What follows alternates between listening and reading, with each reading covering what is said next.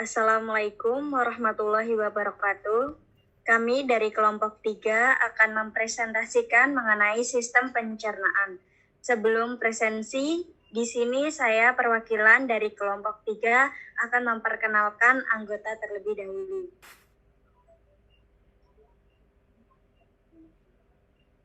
Di sini ada Tri Suryaningsih, Dina Sophia Kencana Putri, Mesel Molo, Nina Angelina, Devi Latifatul Fitri, Elvia Eka Maheswari, Nurul Umah, Tania, dan Sahnas Alifa Putri. Baik, selanjutnya penyampaian materi yang pertama yaitu tentang sistem pencernaan yang akan disampaikan oleh Saudari Sahnas Alifah. Dipersilahkan. Untuk materi yang pertama, yaitu apa itu sistem pencernaan. Sistem pencernaan itu adalah sistem pada manusia yang dia itu berperan dalam mencerna makanan dan minuman. Sehingga nanti akan menjadi energi atau nutrisi yang akan diserap oleh tubuh dan diperlukan juga oleh tubuh manusia. Tapi tak hanya itu, organ pencernaan itu berfungsi untuk mengeluarkan zat beracun dan bisa makan melalui feses. Sistem pencernaan pun diatur oleh otak yang dibantu oleh komponen lain seperti enzim, saraf, dan hormon. Sistem pencernaan juga dibantu oleh otot untuk mengkoordinasi pergerakan makanan dan membantu atas melancarkan proses pengolahannya. Sistem pencernaan manusia itu dimulai dari mulut dan berakhir di anus. Mungkin di sini ada sedikit video tentang sistem pencernaan. Sistem pencernaan.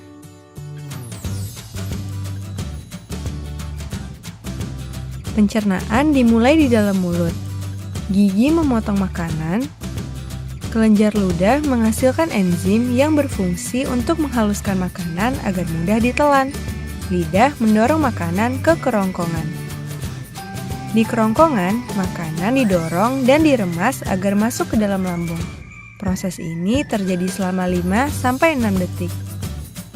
Lambung memiliki 3 fungsi. Menyimpan makanan selama 2-4 jam, melumatkan dan mencampur makanan dengan aneka enzim dan cairan asam lambung, memasukkan makanan ke usus kecil hingga lambung kosong kembali. Di usus kecil atau usus halus, zat-zat gizi seperti protein, lemak, karbohidrat, vitamin, dan mineral diserap oleh tubuh. Pankreas menghasilkan enzim, dan hati menghasilkan empedu. Enzim dan empedu itu membantu pencernaan dan penyerapan makanan di usus kecil. Bentuk usus kecil seperti pipa yang berdiameter 3-5 cm. Panjang usus kecil antara 6-8 meter, lebih panjang daripada tubuh kita. Sisa-sisa pencernaan yang tidak dapat digunakan tubuh masuk ke usus besar. Di usus besar, air dan mineral diserap sampai habis. Sisa-sisa itu lalu masuk dan berakhir di anus. Untuk yang selanjutnya, proses pertama itu ada di mulut, yaitu proses pencernaan dimulai dari ketika makanan itu masuk ke dalam mulut, kemudian itu digigit, dikunyah, dan dihaluskan di dalam mulut.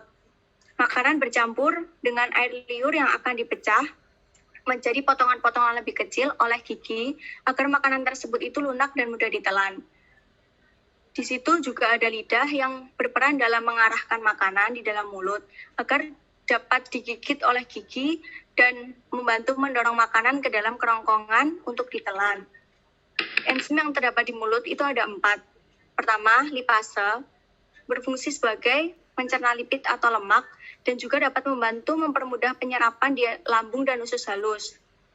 Kedua, amilasa atau petialin menghancurkan C6H12O6 atau karbohidrat menjadi partikel yang lebih kecil atau menjadi gula sederhana dalam bentuk maltosa. Ketiga, lisozim, antibakteri yang dapat melindungi dan melumpuhkan bakteri. Keempat, haptokorin, membantu penyerapan vitamin B12, melindungi vitamin B12 dari kerusakan yang disebabkan oleh lambung. Di sini ada 2 jenis kelenjar ludah yang dapat membantu proses pencernaan. Yang pertama, kelenjar serosa. fungsinya untuk menghasilkan sekret kaya akan air, elektrolit, dan enzim. Contohnya adalah seperti kelenjar parotid. Yang kedua, kelenjar campuran itu berfungsi sebagai kelenjarnya tuh memiliki sel serosa dan sel mukosa yang mencakup pada kelenjar sublingual dan submandibularis. Produksi sekresinya yaitu campuran serosa dan mukosa yang akan masuk ke dalam mulut melalui ductus Wharton. Baik, terima kasih. Selanjutnya tentang kerongkongan yang akan disampaikan oleh Saudari Elvia Eka Maheswari, dipersilahkan. Baik, selanjutnya ada kerongkongan atau esofagus. Makanan atau minuman ditelan melewati esofagus. Kerongkongan adalah saluran yang panjangnya sekitar 25 cm dan berfungsi sebagai penyaluran makanan dan minuman dari mulut ke lambung. Nah, di saluran ini terdapat otot-otot khusus menyerupai katup yang disebut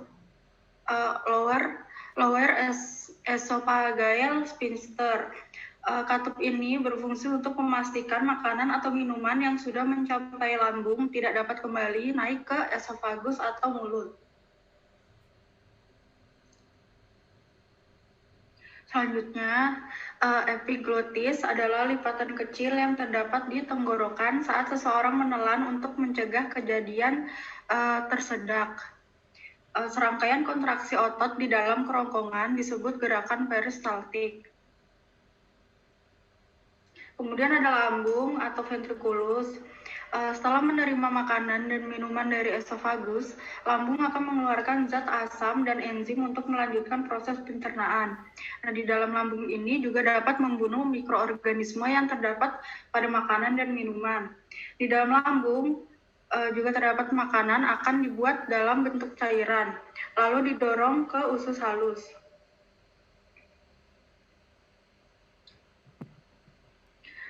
Enzim yang terdapat di lambung.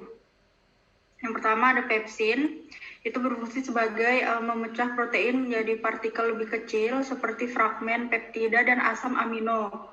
Yang kedua ada HCl atau asam klorida, itu berfungsi sebagai denaturasi protein, menghancurkan bakteri dan mengaktifkan pepsinogen menjadi pepsin. Yang ketiga ada faktor intrinsik atau IF, itu dihasilkan oleh sel parietal yang mengikat vitamin B12 dan menciptakan kompleks vitamin B12IF lalu diserap oleh ileum. Yang keempat ada mucin, membantu menghancurkan bakteri dengan memanfaatkan HCl yang sangat asam.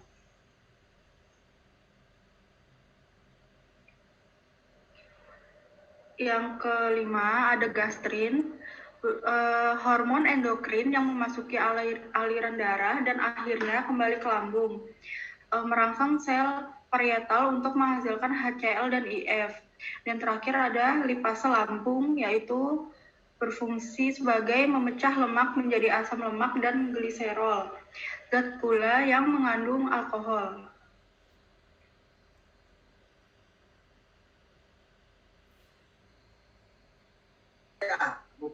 Baik, terima kasih untuk materi selanjutnya, yaitu 4 jenis sel di lambung yang akan disampaikan oleh Saudari Dina Sofia Kencana, dipersilahkan. Di sini terdapat 4 jenis sel di lambung. Yang pertama, sel parietal.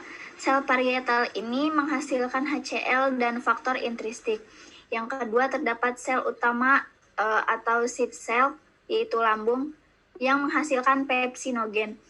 Yang ketiga, terdapat sel mukosa leher dan PIT yang menghasilkan mucin dan bikarbonat untuk melindungi lapisan lambung dari iritasi pada kimus lambung. Yang terakhir, terdapat sel G, yaitu menghasilkan hormon gastrin sebagai respon mukosa lambung atau protein dan merangsang produksi sel parietal.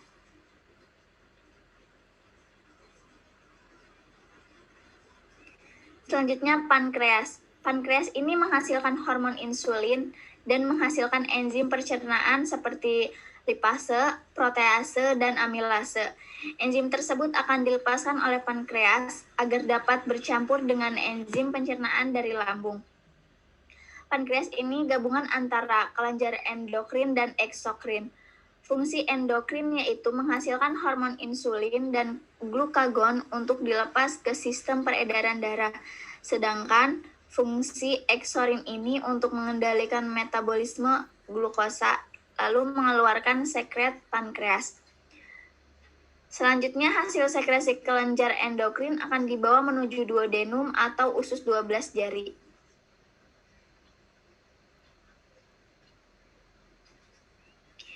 Enzim penyusun pankreas.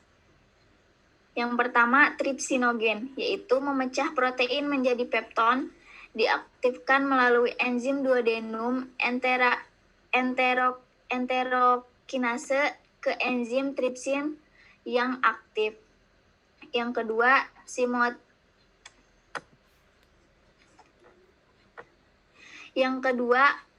simotripsinogen yang mengubah protein dan peptosa menjadi pepton, asam amino, dan peptida.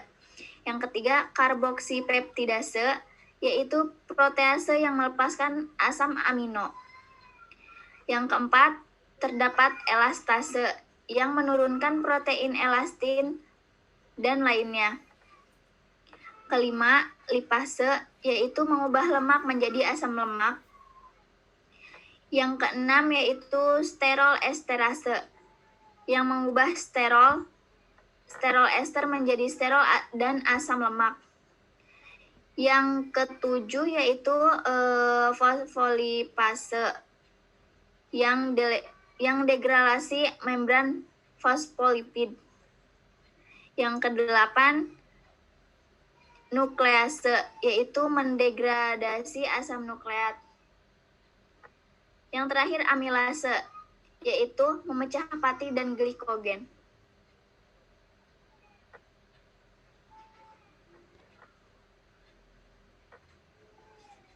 Selanjutnya, mekanisme pankreas. Yang pertama ini mekanisme pankreas yaitu sekretin. Sekretin ini hormon yang diproduksi oleh sel S, yaitu duodenum sebagai respon kimus lambung. Yang dapat meningkatkan sekresi sel ductus pankreas, merangsang sel sinar pankreas, dan sekresi dapat mengurangi pengosongan lambung. Yang kedua, cholecystokinin yaitu CCK. Peptid yang dikeluarkan duodenum untuk mengatasi kimus yang mengandung lemak atau protein tinggi, lalu dapat meningkatkan kontraksi empedu. Yang ketiga, terdapat gastric inhibitory peptide, yaitu GIP, yang penghambat aktivitas lambung yang diproduksi oleh sel duodenum mukosa dan dapat mengurangi pengosongan lambung. Yang terakhir, somatostatin, yaitu hormon yang diproduksi oleh sel mukosa duodenum dan sel delta pankreas yang menghambat produksi pankreas.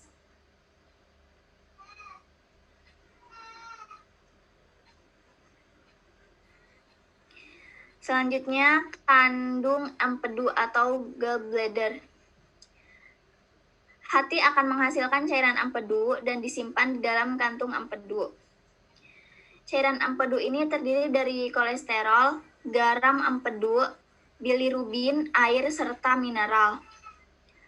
Lalu cairan tersebut berfungsi untuk mencerna lemak menjadi asam lemak. Cairan empedu ini nantinya akan dialirkan ke dalam usus halus.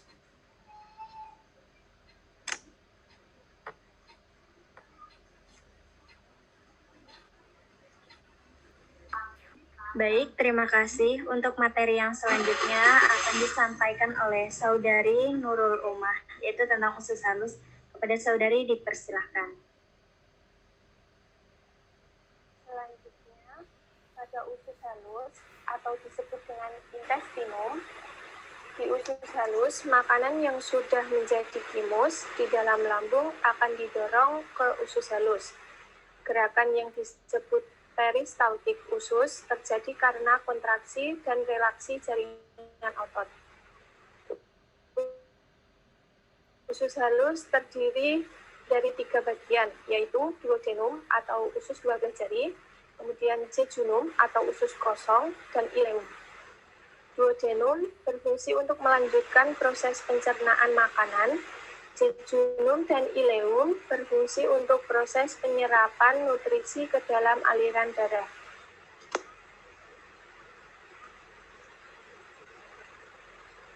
Enzim yang terdapat pada usus halus. Yang pertama, enzim erepsin yang berfungsi mengubah keton dan polipeptida menjadi asam amino.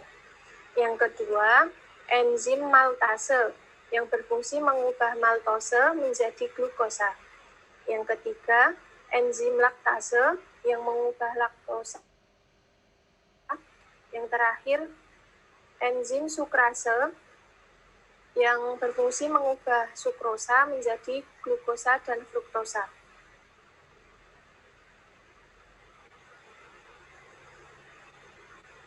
Selanjutnya, usus besar atau disebut dengan kolon.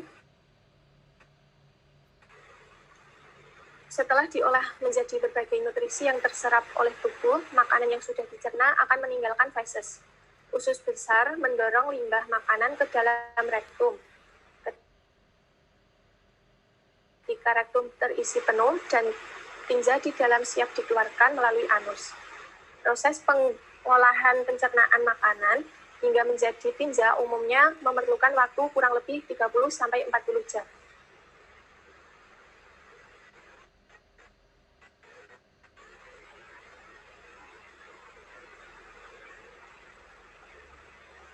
Selanjutnya, rektum atau regere. Rektum atau regere merupakan ruangan yang menghubungkan usus besar dan anus. Fungsi dari rektum yaitu menerima dan menyimpan sisa makanan dalam bentuk feses. Saat feses masuk ke rektum, sensor yang berada di area tersebut akan mengirimkan pesan ke otak untuk menentukan feses akan dikeluarkan atau tidak.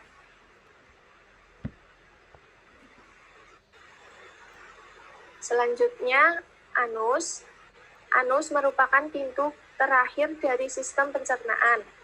Di anus terdapat otot yang digunakan untuk menjaga dan menahan feses keluar dari rektum jika belum saatnya keluar.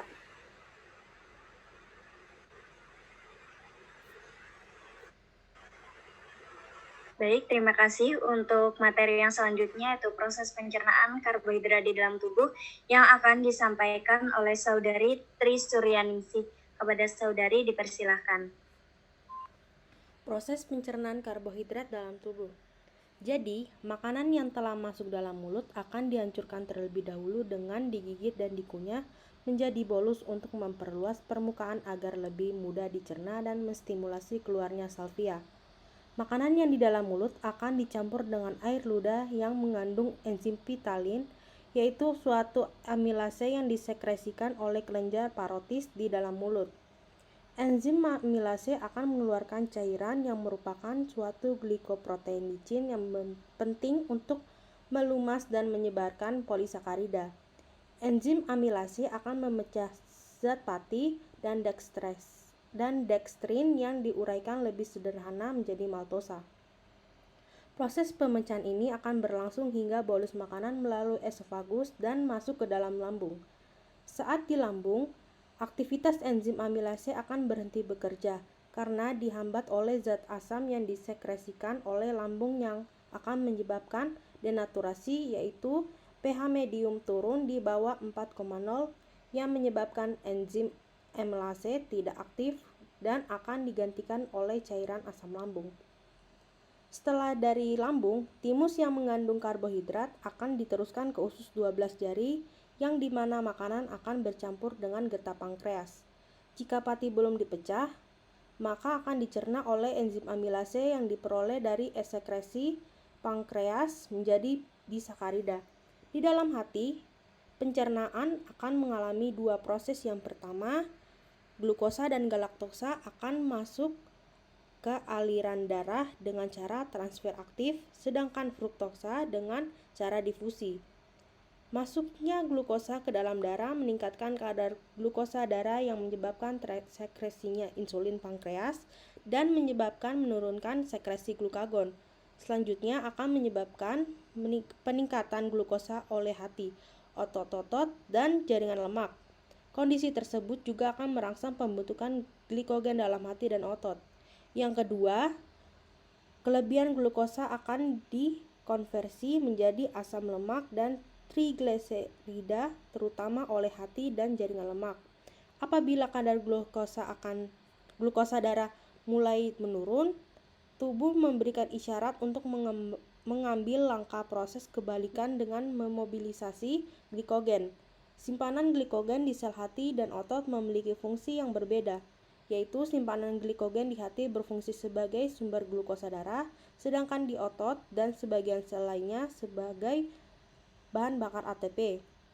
Selanjutnya, beberapa jenis serat terlarut difermentasi menjadi beberapa jenis produk asam dan gas oleh bakteri di dalam usus besar. Lalu, serat yang tidak terlarut dalam pencernaan akan diekskresikan dalam feses. Namun, sebagian kecil karbohidrat lain dapat diserap.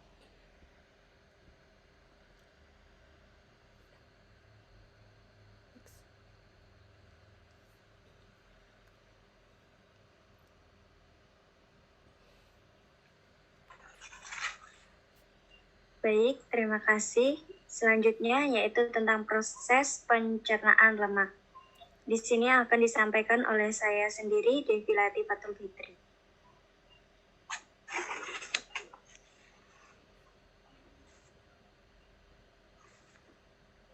Pada proses pencernaan lemak, kita ambil contohnya yaitu keju. Keju merupakan salah satu makanan yang mengandung lemak. Keju ini akan dicerna di mulut, kemudian di sini gumpalan akan dihancurkan oleh garam empedu. Empedu ini dihasilkan oleh hati dan ditampung di dalam kantong empedu. Kemudian dilanjutkan ke usus. Di usus ini terdapat bantuan pankreas yang mengeluarkan enzim lipase, mengubah molekul lemak menjadi molekul asam lemak dan molekul gliserol. Sebelum diserap usus, asam lemak akan bereaksi dengan garam empedu, membentuk senyawa seperti sabun lemak, akan dihidrolisis menjadi asam lemak dan gliserol dengan bantuan enzim lipase. Selanjutnya akan diserap di jonjot usus dan akan terurai menjadi asam lemak dan garam empedu. Asam lemak tersebut akan bereaksi dengan gliserol membentuk lemak.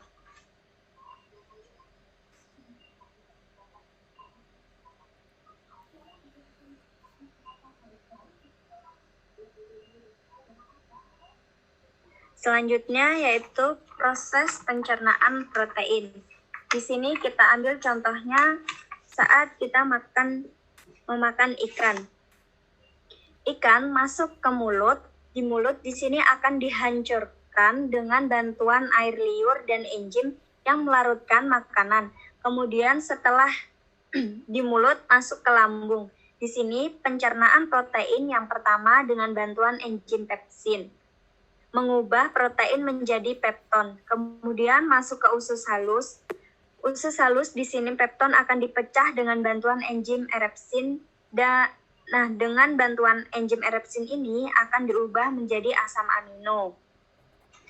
Di dalam tubuh protein diubah menjadi asam amino, kemudian diabsorpsi melalui dinding usus halus dan sampai ke pembuluh darah dan sebagian besar langsung digunakan oleh jaringan. Jadi asam amino yang pertama bisa langsung dapat diserap oleh jaringan untuk berbagai keperluan menurut fungsi protein tersebut. Yang kedua, bisa mengalami proses pelepasan gugus amino yang dikenal dengan deaminasi protein yang terjadi di dalam hati atau liver. Kelebihan protein itu akan segera dibuang bersama air seni jika mengandung nitrogen dan diubah menjadi zat lain.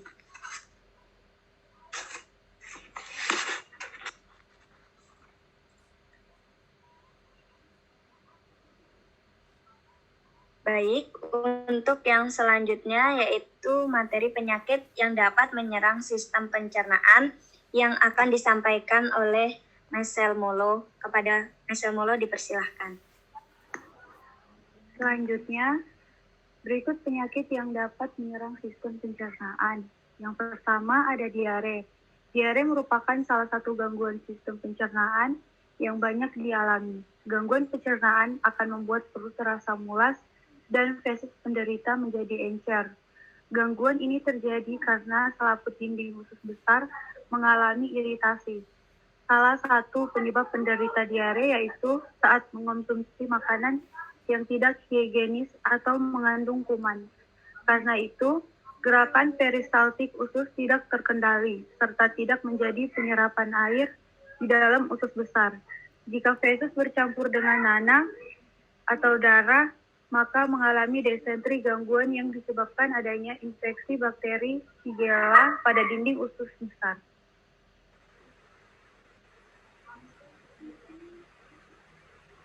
Selanjutnya ada gastritis.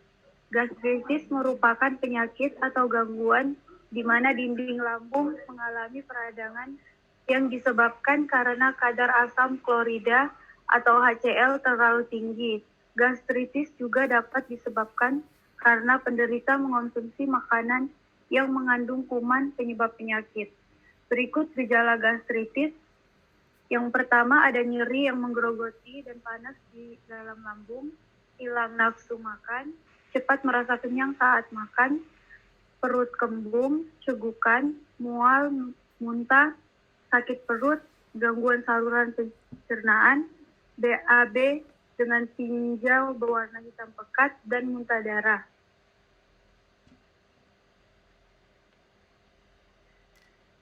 Di sini berikut penyebab penyakit gastritis, seperti infeksi bakteri H. pylori, efek samping konsumsi obat antiinflamasi non-steroid, misalnya ibuprofen dan aspirin secara berkala, stres, konsumsi minuman beralkohol secara berlebihan, penyalahgunaan obat-obatan, reaksi autoimun, penambahan usia, infeksi bakteri dan virus, penyakit Crohn, penyakit HIV atau AIDS, reflux empedu, anemia perniciosa, dan muntah kronis.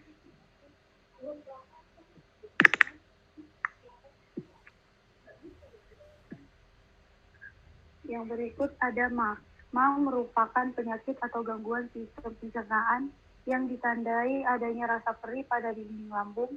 MA juga disertai adanya rasa mual dan perut kembung. Gangguan ini terjadi karena tingginya kadar asam lambung. Penyebab utama yaitu karena pola makan yang tidak baik atau tidak teratur, stres, dan lain sebagainya. Helicobacter pylori merupakan bakteri penyebab terjadinya MA pada manusia. Berikut adalah konstipasi atau sembelit. Sembelit adalah gangguan pada sistem pencernaan di mana akan mengeluarkan feses yang keras.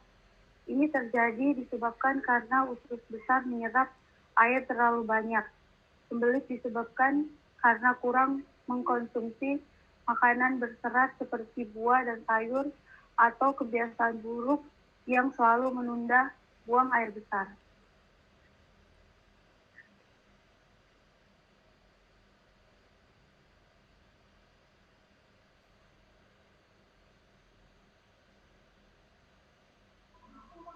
Baik, selanjutnya di sini ada materi tentang wasir dan gejalanya yang akan disampaikan oleh Saudari Tania. Kepada Saudari dipersilahkan. Hemoroid atau wasir lebih dikenal dengan wasir, yaitu pembekakan berisi pembuluh darah yang membesar. Pembuluh darah yang terkena gangguan ini yaitu berada di sekitar atau di dalam bokong, entah itu di dalam anus atau di dalam rektum. Kemudian ada gejala wasir. Gejala wasir yaitu adanya pendarahan setelah buang air besar. Dengan darah berwarna merah terang, adanya benjolan yang tergantung di luar anus, adanya rasa gatal di sekitaran anus. Hemoroid atau wasir biasanya sering dialami karena terlalu lama duduk atau wanita yang tengah hamil.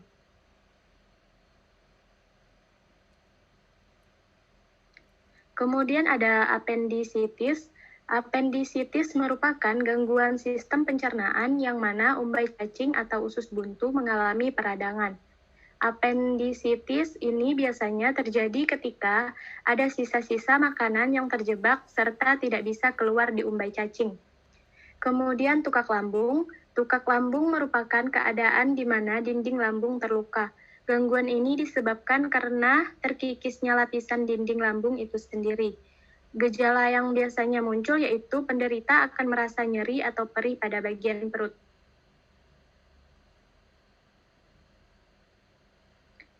Selanjutnya ada radang usus buntu. Gangguan atau penyakit yang satu ini menyerang usus buntu, di mana keadaan ini terjadi karena usus buntu terinfeksi oleh bakteri. Radang usus buntu terjadi karena lubang antara usus buntu dan usus besar tersumbat oleh lendir atau biji cabai. Baik, terima kasih. Selanjutnya yaitu materi tentang sariawan yang akan disampaikan oleh Saudari Nina Angelina. Kepada Saudari dipersilahkan. Baik, selanjutnya ada sariawan. Sariawan merupakan gangguan sistem pencernaan yang biasanya muncul di sekitaran mulut, di mana penyebabnya paling dasar dari penyakit ini yaitu kekurangan vitamin C.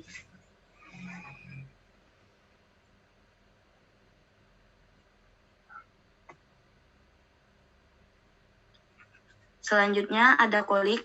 Kolik merupakan suatu rasa nyeri yang muncul pada perut di mana rasa nyeri ini akan hilang dan timbul dan biasanya disebabkan karena saluran di dalam rongga perut tersumbat. Gangguan ini yaitu karena mengkonsumsi makanan yang terlalu pedas, asam, atau makan terlalu banyak. Kemudian ada gizi buruk atau malnutrisi. Gizi buruk terjadi karena pembentukan enzim mengalami gangguan. Gizi buruk ini disebabkan karena sel-sel pankreas atrofi mengalami kehilangan retikulum endoplasma terlalu banyak.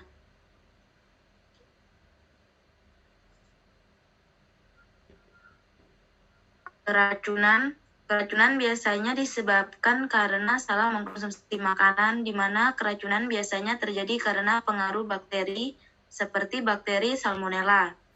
Selanjutnya ada cacingan. Penyakit cacingan tentunya sudah tidak asing lagi di tengah masyarakat Indonesia. Cacingan merupakan penyakit yang menyerang sistem pencernaan manusia yang biasanya dialami oleh anak-anak, namun bukan berarti orang dewasa tidak akan mengalaminya.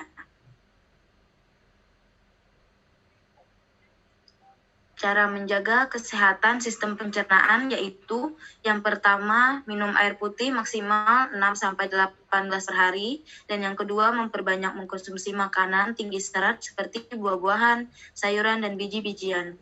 Dan yang ketiga, jauhi minuman beralkohol dan rokok. Keempat, ada batasi mengkonsumsi makanan tinggi kolesterol, dan yang kelima, mengkonsumsi probiotik. Keenam, melakukan pemeriksaan kesehatan secara rutin ke dokter.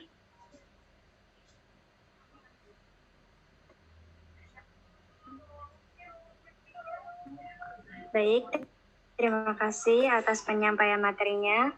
Cukup sekian presentasi yang dapat kami sampaikan. Semoga ilmunya dapat bermanfaat bagi kita semua. Jika teman-teman ada yang ingin ditanyakan, silahkan menuliskan di kolom chat komentar YouTube kami. Kurang lebihnya mohon maaf. Kami akhiri. Wassalamualaikum warahmatullahi wabarakatuh.